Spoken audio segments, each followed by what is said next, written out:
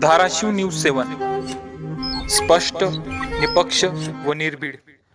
नमस्कार, मी इंगळे सूरज दादाराव.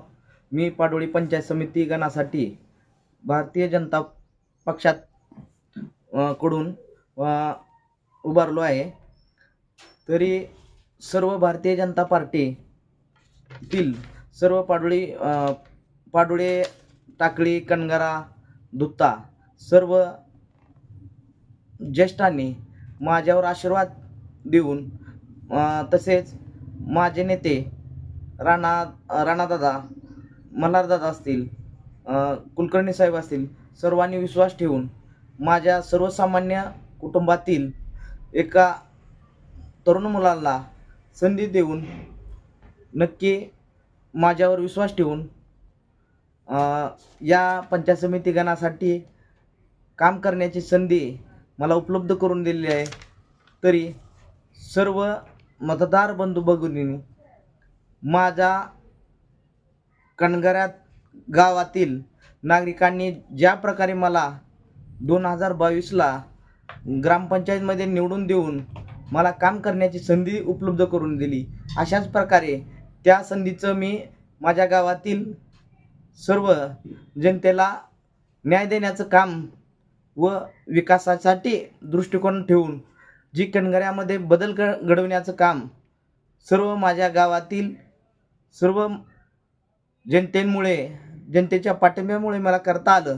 ह्याच प्रकारे माझ्या पाडोळी पंचायत समिती गणामध्ये काम करण्याची संधी माझ्या तमाम पाडोळी पंचायत समिती गणातील नागरिकांनी द्यावी, अशी ही मी नम्र विनंती या चॅनलमार्फत विनंती करतो. आणि आपण कशा पद्धतीने विकास साधणार आहेत? विकासाचे काय मुद्दे असतील आपले? माझे विकासाचे मुद्दे आता बरेच आपलं क्षेत्र हे म्हणजे काळं क्षेत्र आहे. बरेच शेतकऱ्याचे मुद्दे आहेत की शेतरस्ते आहेत. शेतरस्त्यासाठी जास्तीत जास्त जर काम केलं, शिवरस्ते असतील, शेतरस्ते असतील, इतर अनेक मुद्दे आहेत की जे शाळा आहेत, जिल्हा परिषद शाळा आहेत, आरोग्य आहे. जर ह्याच्यावर जर भर देऊन जर काम केलं तर नक्कीच आपल्या येणाऱ्या काळामध्ये आपल्या पंचायत समिती गणामध्ये नक्कीच बदल झालेला दिसेल. जिल्हा परिषद शाळेसाठी काय योगदान असेल आपलं? जिल्हा परिषद शाळा असतील किंवा संस्था असतील, याच्यासाठी सगळे शिक्षक चांगले असतात, परंतु त्यांना एक आपण ऊर्जा देणं व त्यांच्यासाठी जे काय लागतं ते उपलब्ध करून देण्यासाठी शासन दरबारी पाठपुरावा करून आपण उपलब्ध करून देण्यासाठी सक्रिय राहणं गरजेचं असतं. आता आपण परिसरामध्ये आपले दौरे चालू आहेत, काय नेमका समस्या आहेत मतदारांनी आपल्याशी थेट सांगितले असतील?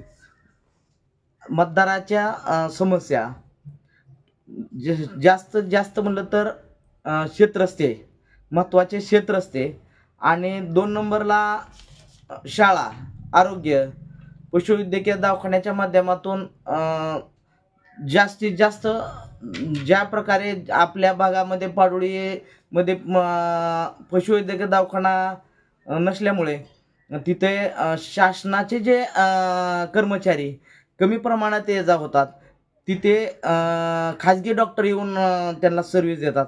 तर कशा प्रकारे आपण जिल्हा परिषद अंतर्गत किंवा पंचायत समिती अंतर्गत आपण दवाखाने म्हणजे डॉक्टर किंवा तिथं दवाखान्या निवासाची कशी व्यवस्था होईल?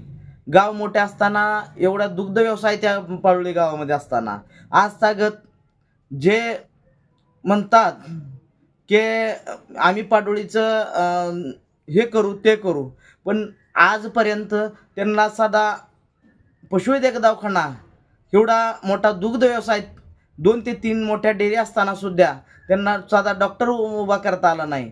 अशा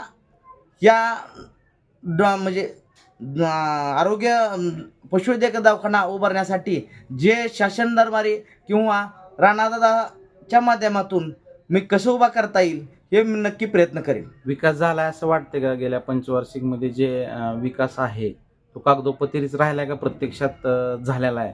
या बाबतीत आपलं मत काय?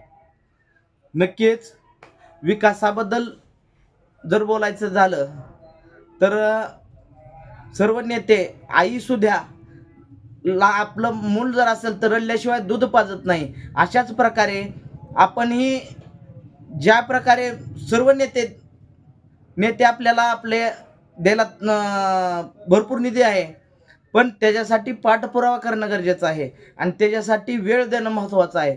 वेळ दिल्यानंतर आणि पाठपुरावा केला आणि जर सतत झगडत राहिलं तर नक्कीच आपल्या जे भागातले प्रश्न आहेत हे नक्कीच मार्गी लागल्याशिवाय राहणार नाहीत. आपल्या गणात किती गाव आहेत आणि त्या मतदारांना काय आव्हान असेल? आपल्या गणामध्ये 4 गाव आहेत आणि नक्कीच जे तुम्ही मला जर संधी दिली तर नक्कीच मी त्या संधीचं सोनं करून नक्कीच या पाडोळी पंचायत समिती तालुक्यामध्ये पंचायत समिती सदस्य कसा असतो हे नक्की या गणातील मी दाखवून देण्याचा प्रयत्न करेन आणि पंचायत समिती ही नक्की आपल्या जिल्हा पातळीवर पाडोळी पंचायत समितीमध्ये जाऊन बघा. अशा प्रकारे मी काम करण्याचा नक्की प्रयत्न करेन.